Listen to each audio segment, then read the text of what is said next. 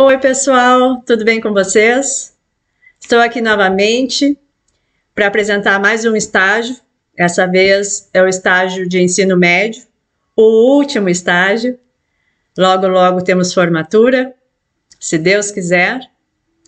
Então, eu vou apresentar uma aula, dirigida ao magistério, ao curso normal, em nível do ensino médio, que eu acho que a aula vai estar bem interessante, vai ser bem instrutiva, bem produtiva. Me acompanhem lá. E, de novo, eu peço a colaboração de todos, e no final do vídeo, deixem a sua curtida, que faz parte da minha avaliação e é muito importante. Tá bem? Bora lá? Meu nome é Roberta Dias Tomaszewski. Eu curso graduação de licenciatura em Pedagogia no Centro Universitário Internacional Uninter, Polo Pelotas, Rio Grande do Sul. A disciplina vigente é estágio supervisionado em ensino médio.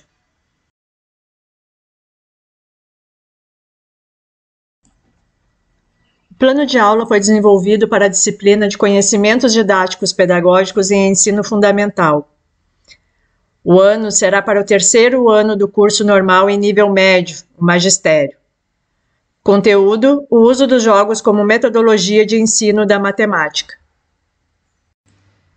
Os objetivos que pretendo alcançar com esta aula são: proporcionar o conhecimento e o domínio de uma metodologia de ensino que, além de auxiliar, irá tornar a aula mais prazerosa.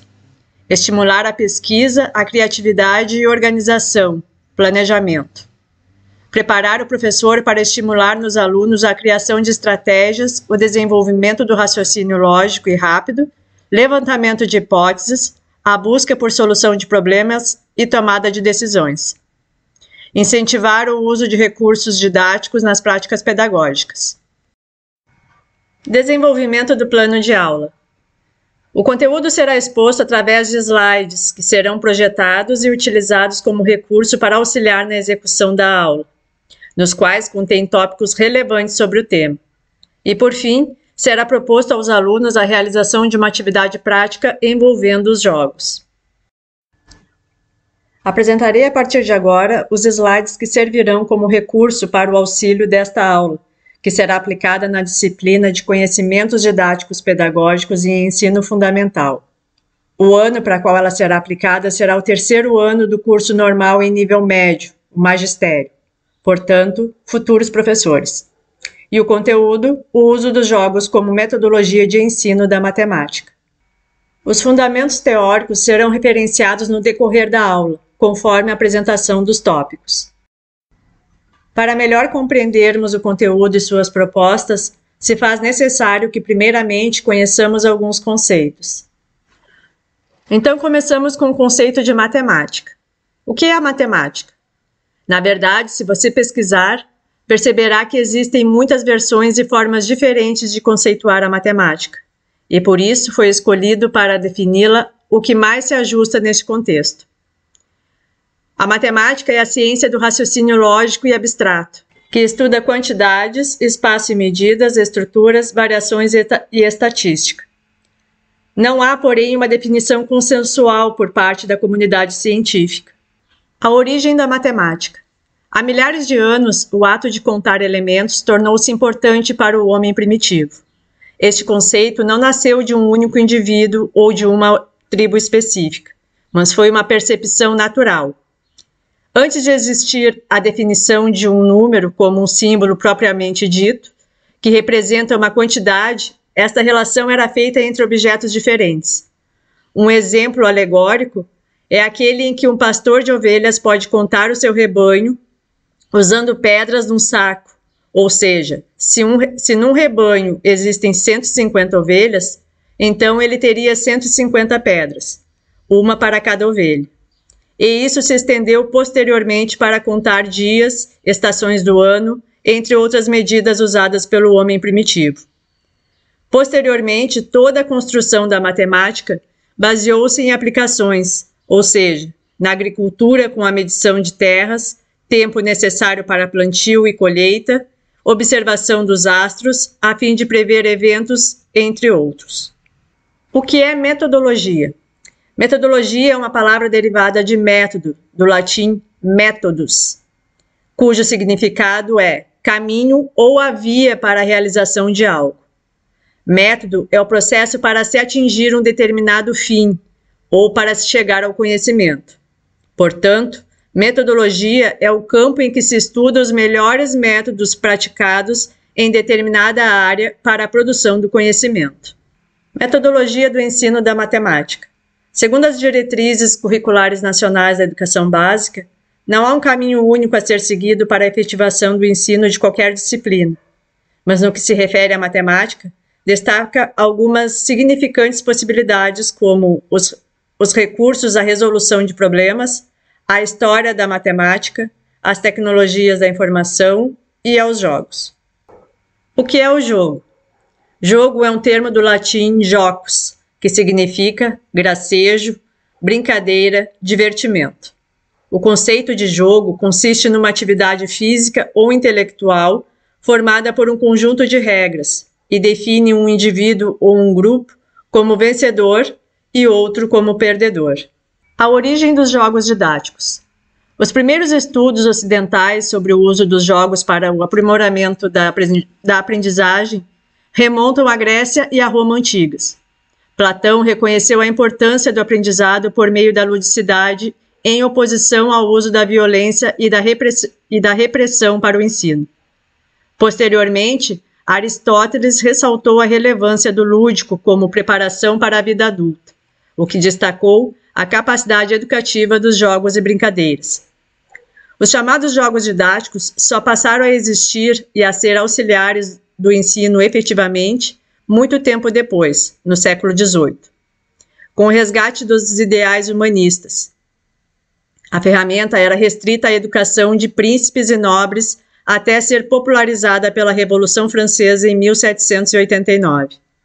Depois, passou-se a enxergar o potencial da atividade lúdica como recurso educativo, inicialmente para o aprimoramento da leitura e do cálculo. Nos séculos seguintes, a variedade aumentou e o jogo didático se tornou um instrumento para a apropriação de conhecimento em qualquer disciplina. O uso dos jogos como metodologia de ensino.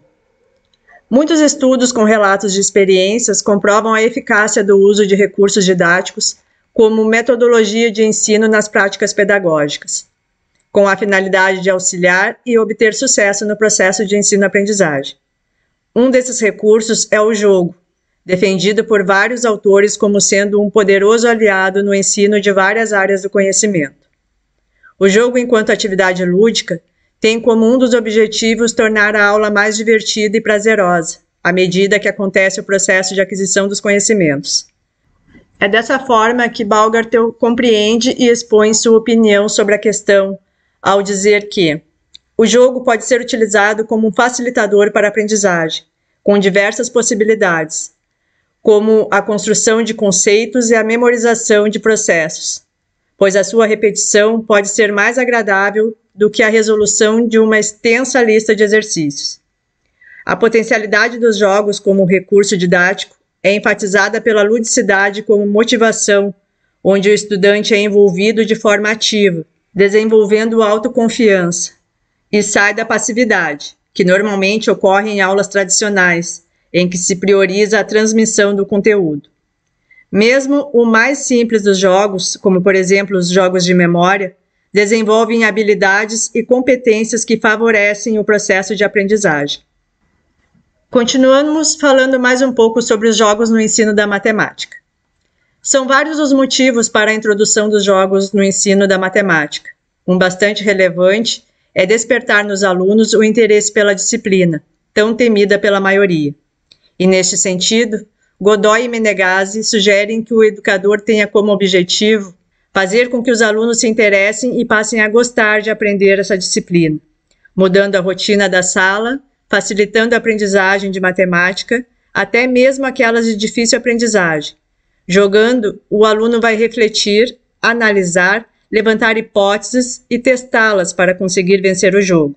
Por isso, os jogos devem ser utilizados ocasionalmente para completar as atividades produzidas durante as aulas diárias, ocupando um horário dentro do planejamento da aula, de modo que o educador possa explorar todo o potencial do jogo, como o processo de solução, registros e discussões de possíveis dúvidas que poderão surgir a respeito do jogo. Muitos são os benefícios do trabalho com os jogos.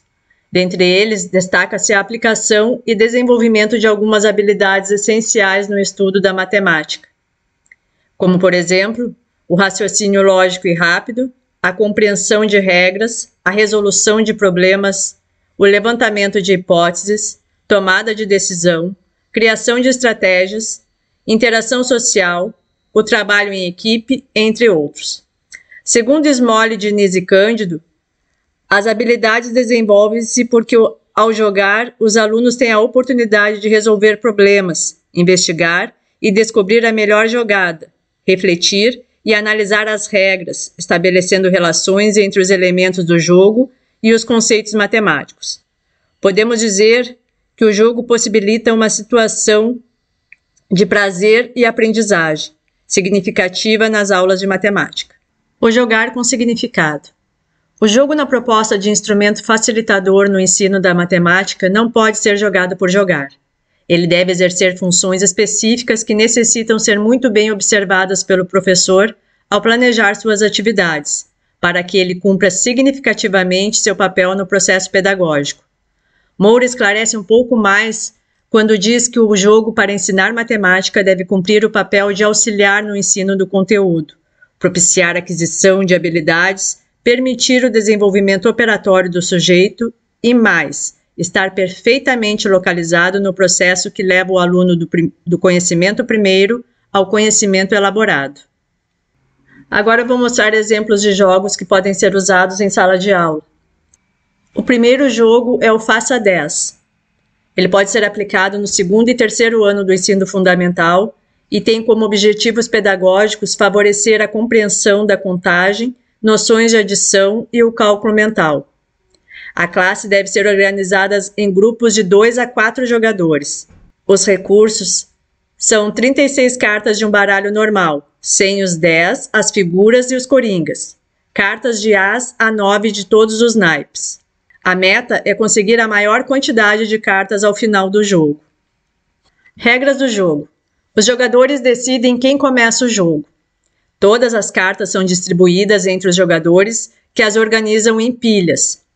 As pilhas de cartas de cada jogador ficam viradas para baixo, de modo que ele não veja suas próprias cartas nem as do companheiro. Os jogadores decidem quem será o primeiro a jogar. Quando chega a sua vez, o jogador vira a carta superior de sua pilha sobre a mesa e tenta completar um total de 10 com uma ou mais cartas que estiverem sobre a mesa. As cartas que somarem 10 são retiradas da mesa e ficam com o jogador.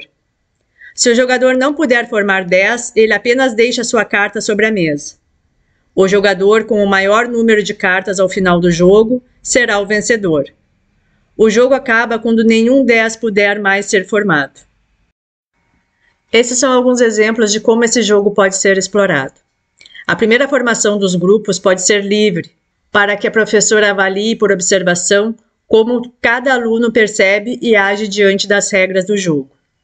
A apresentação do jogo é feita inicialmente com as crianças todas em círculo sentadas no chão. A professora fala sobre o jogo e joga alternadamente com algumas crianças para que toda a classe possa observar e se familiarizar com o jogo. Observe cada aluno para perceber aqueles que jogam com facilidade, os que compreendem as regras, mas não conseguem realizar a tarefa matemática nele envolvida, e aqueles que sequer percebem como iniciar o jogo. Organize uma roda de conversa com os alunos e tire as dúvidas. Na próxima vez em que jogar, organize os grupos em função de suas observações. Pode, por exemplo, colocar as crianças que compreenderam melhor o jogo com outras que ainda precisam de ajuda, ou formar um grupo com crianças com mais dúvidas e jogar com elas para poder interferir. Pode propor desenhos e texto como formas de registro. Aqui estão algumas problematizações que podem ser feitas com os alunos após a execução do jogo. Pedro virou um 6 e na mesa estavam as cartas 1, 5, 7 e 3. Ele pode formar um 10? Juliana olhou a mesa e viu que as cartas eram 2, 4, 7 e 9. Quais cartas ela teria que virar para conseguir formar um 10? Quais as possibilidades de formar 10 com 2 cartas? Quais as possibilidades de formar 10 com 3 cartas? Ou você pode propor também aos alunos que eles modifiquem o jogo para uma nova soma, um outro número. Tem algumas variações também que podem ser feitas, como confeccionar com os alunos cartas de 10, 20, 30, 40, 50, 60 e 90 e jogar para formar 100, ou 100, 200, 300, 400, 500, 600 e 900 e jogar para formar 1000. O próximo jogo é Adivinhe a Multiplicação. Ele pode ser aplicado para o terceiro, quarto e quinto ano do ensino fundamental.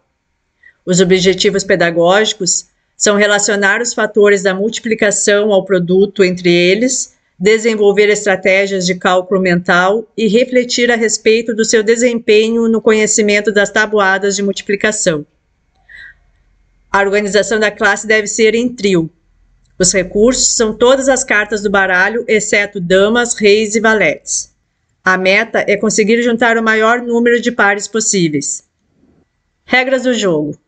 Esse é um jogo para trios, havendo 2 jogadores e um juiz. Os alunos decidem quem será o juiz.